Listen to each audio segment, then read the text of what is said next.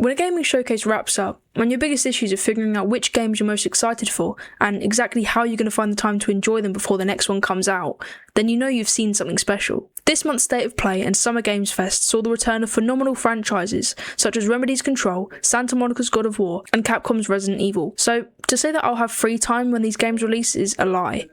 I'll be treating the outside world like an apocalyptic wasteland. Everything that was announced at both of these events looks incredible, in their own unique way. Between action-packed blockbusters, cinematic story-driven adventures, and butt-clenching horrors, there's something for everyone, but there seems to be one common denominator amongst all of these games. Most of them are releasing in September.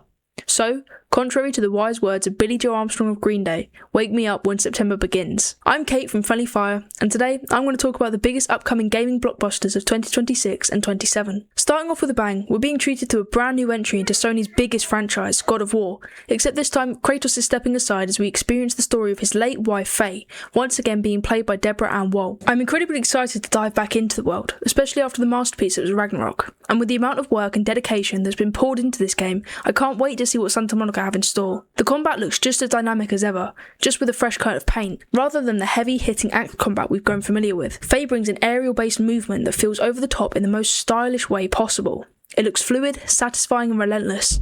I mean, the creators themselves have said that the combat is directly inspired by the original trilogy, so it's kind of hard not to be excited. Much like Kratos has Atreus, Faye will also be accompanied by two companions. Rue is a sentient ribbon attached to Faye's legendary sword that will work side by side during combat to perform some incredible looking combos. I mean, just look at this.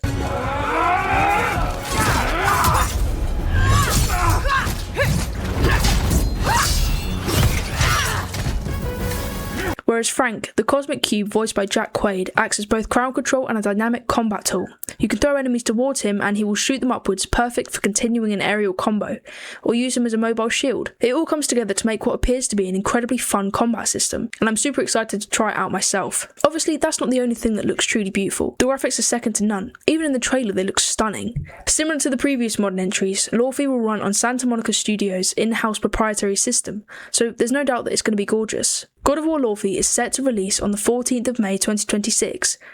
It may seem like a long time to wait, but with the rest of the releases I'm yet to discuss, the time will fly by. But God of War wasn't the only blockbuster that was announced.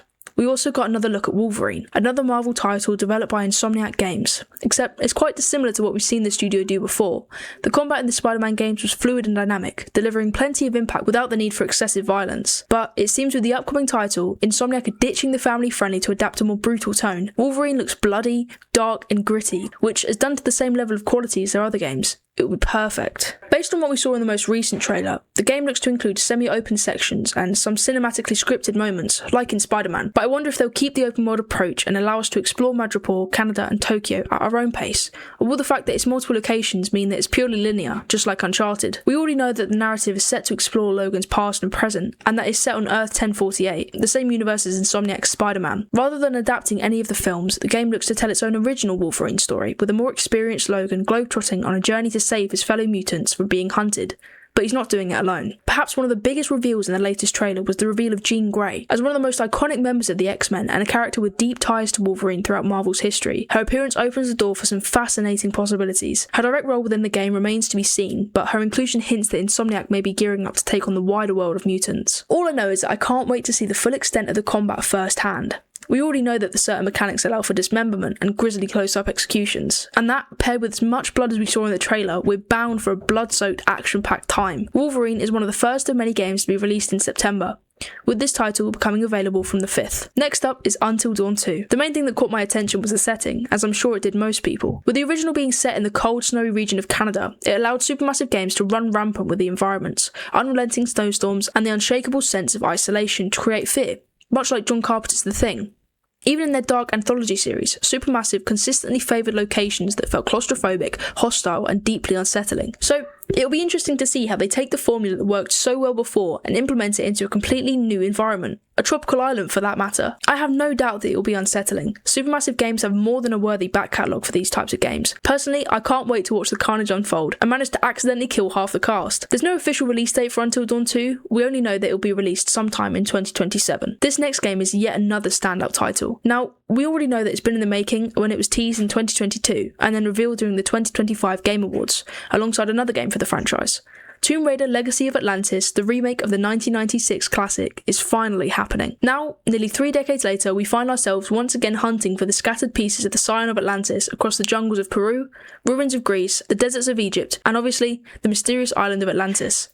As we've already seen in the trailer, the infamous T-Rex is returning, but I really hope that it includes nods to the even more unusual elements of the 1996 original, from the Uzi-wielding skateboard kid to the ET-looking doppelganger. Obviously, one element best left in the past are the tank controls. While the recent trilogy remake included the option to use them, I'm not sure it will fit the modern remake, but we'll have to see. There hasn't been too much revealed in terms of gameplay, and obviously the plot is already familiar, but if it's even half as epic as the cinematic trailers are making it out to be, then it will perfectly bridge the gap between the original and the modern Tomb Raider remakes. The globetrotting adventure will be ready to embark on the 12th of February, and personally, I can't wait to once again step into Lara Croft's shoes, solve puzzles, find hidden treasures, and fight some dinos. This next title really doesn't need much introduction, and honestly, there's not much to say either. Rayman Legends Retold is a fully fledged remake of the 2013 game of the same name. The 2026 remake will run on Ubisoft's Snowdrop engine, and it will feature 2.5D presentation, new camera movement, backgrounds, lighting, and brand new character models. But it's not just a visual refresh. There will also be an entirely new world, 4 new musical levels, and 3D dragon riding sections. There's also an expanded story with a new villain, some narrative changes, and an expanded soundtrack. And with the return of 4-player couch co-op, you'll be able to experience it all with 3 other people. This is yet another title that I'm incredibly excited to play. I love the original Rayman Legends, and I'm looking forward to seeing exactly what the new content entails. Rayman Legends Retold will be available on October 1st, 2026. In 2026 alone, Capcom have released 2 of the year's biggest successes in Pragmata and Resident Evil Requiem, and I wouldn't be surprised if Onimusha Way the Sword joins them. As both a Capcom and From Software fan, this is exactly the kind of game I've been hoping for. Its emphasis on precise swordplay and intense one-on-one combat gives us strong Sekiro vibes, and from everything we've seen so far, it looks absolutely fantastic. Set in a corrupt Kyoto, we'll play as legendary swordman Miyamoto Musashi, and traverse the historical Japanese setting mixed with supernatural elements and the iconic Oni Gauntlet. I mean, if that doesn't sound incredible, then I'm not sure what does. Not only that, but the combat also looks phenomenal. Much like Sekiro, the combat is built around parries, counters, stamina management, and brutal finishes, but with more accessibility. Based on the trailers, it looks weighted, heavy, and dynamic. I can also imagine that the boss and the enemy designs are going to be awesome, along with the environments and the atmosphere. I mean, it's Capcom. This dark fantasy treat is another September release, available on the 25th. I can't wait to see if Capcom has any more they want to reveal, or if they're leaving it for the full release. Either way, I'm super excited. This next game is also from a truly fantastic studio, and one of my personal favourites, Remedy Entertainment, known for Max Payne, Alan Wake, and Control, which is soon to have a sibling. Control Resonant looks weird, in the best way possible. We'll be playing as Dylan Faden, Jesse's brother, who has been released by the FBC to stop a cosmic force that's threatening Manhattan. Resonant will expand beyond the first game's primary setting of the oldest house, allowing players to explore an open, distorting New York City, where reality itself is actively breaking apart. The combat in Control Resonant will feature a deeper focus on melee combat, with the weapon of choice being a shape-shifting tool called the Aberrant. From what's been shown in the trailers, the weapon can seamlessly transform to complement a range of playstyles. And if I'm being honest, that, combined with the fluid, gravity-defying movement that was showcased, that just states the whole game is going to be one fluid, mind-blowing experience. And I'm here for it. If the Alan Wake games are anything to go off, then we're in for a treat. I, for one, can't wait to see how Remedy chooses to further expand their universe. Control Resonant will be available on September 24th, 2026. Next up is another new entry into a beloved series, well, franchise. Silent Hill Townfall. It's a standalone entry into the Silent Hill universe, so I'm super excited to see the creative direction. The game takes place in 1996 in the isolated Scottish town of St. Amelia, and so far it seems to capture the aesthetic of Silent Hill perfectly, with claustrophobic fog-covered streets and unsettling environments, even though it's heavily inspired by little fishing villages and couldn't be any more different from the American towns traditionally associated with Silent Hill. Townfall stands out to me because it seems to take the Konami formula and put its own unique spin on it. Unlike the previous Silent Hill games, Townfall will have a first-person perspective with an emphasis on evasion over constant combat, which I feel will make for an even more terrifying experience. There will be elements of combat, but with limited weapons and resources, it'll be best to avoid any confrontation. I mean, I tried to do that anyway. The enemies are looking very unnerving. However, in line with the previous games, there will be puzzles, the unfortunate need to explore the environment, and a handheld device called the CRTV, similar to the radio. It's been said that it will act as a narrative tether and receive broadcasts from Zoe, a character who is connected to our protagonist Simon, but it can also be tuned in to receive puzzle clues and hear Simon's inner thoughts. There's a lot that can be done with this freaky little device, and I'm really excited. This whole game just feels like Silent Hill's side project that could honestly shape up to be the most atmospheric yet. Screenburn's previous games are known for clever storytelling and psychological tension. Not only that, but the previous trailers have leaned heavily into mystery and unsettling atmosphere rather than jump scares. I'm incredibly excited for this new expansion in the Silent Hill franchise. Silent Hill Townfall also releases on the 24th of September 2026, same day as Control Resonant. What a great day! Now this next game is one that I and many other people have been excited about for the past 5 years. Ill is a first-person survival horror game. On the surface, this game could shape up to be so much more.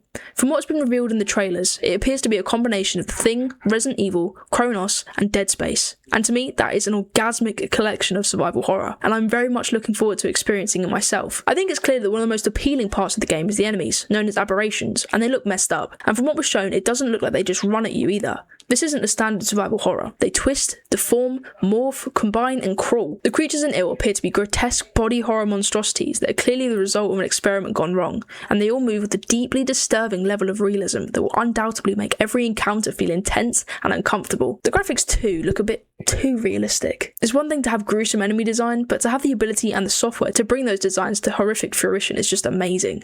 It looks phenomenal, both graphically and environmentally, and I can't wait. The only thing we know about the release date is that it will be available sometime in 2027. Now, this next game also looks incredible. I mean, they all do. But that's all I can really say. We have little to no information about it. The Lost Wild seems to be alien isolation, but with dinosaurs. Much like its extraterrestrial inspiration, it's all about surviving, hiding, exploring, and avoiding the disgustingly realistic dinos. It's not like the other dinosaur games where you somehow manage to take them down and you actually stand a chance in a fight. Based on what was shown in the trailer, we'll be stuck in dense, claustrophobic environments with unpredictable enemies and the feeling that you're constantly being watched, and I am so excited.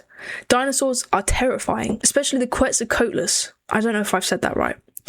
After learning more about that thing from Morgan Freeman's dinosaur documentary, I am not excited to be near it. As I said, there's not too much to say for now, but the premise is awesome and the game itself looks really promising. The Lost Wild will be out sometime in 2027, and I can't wait to see more. The last game I want to talk about is Phantom Blade Zero. While it may appear to be inspired by the Soulsborne games, it's actually very different. Yes, it's said to feature challenging bosses and a parry system, but S-Game have designed it to be distinct from a punishing Souls-like. Enemies don't respawn when resting, and you're given a checkpoint before a boss's second phase, which I'm sure many people would have found helpful when fighting Malenia. During combat, light attacks don't drain your stamina, allowing for complex combos, and judging from the baby juggling trailer that was shown, it's all about speed, precision, and flashy, fancy swordplay. While the comparisons to Sekiro are inevitable, S-Game is determined to carve out their own identity. I'm going to be completely honest, I hadn't even heard of this game until State of Play, and since then I've watched all the trailers and I'm incredibly excited. I mean, the developers have been building the hype for this game for the past 3 years, and each trailer has somehow managed to look better than the last. Phantom Blade Zero will be available from the 29th of October 2026, which hopefully allows for enough time to enjoy Wolverine, Onimusha, Townfall, and Control Resonant. So that's it for June's State of Play, and all the games I'm most excited for. If there's any you think I missed, or you'd like to share the ones you're most excited about, then feel free to comment down below. As always, if you enjoyed the video, please be sure to like, subscribe, and switch on notifications, so you'll know when the next video is out. Until next time, stay friendly.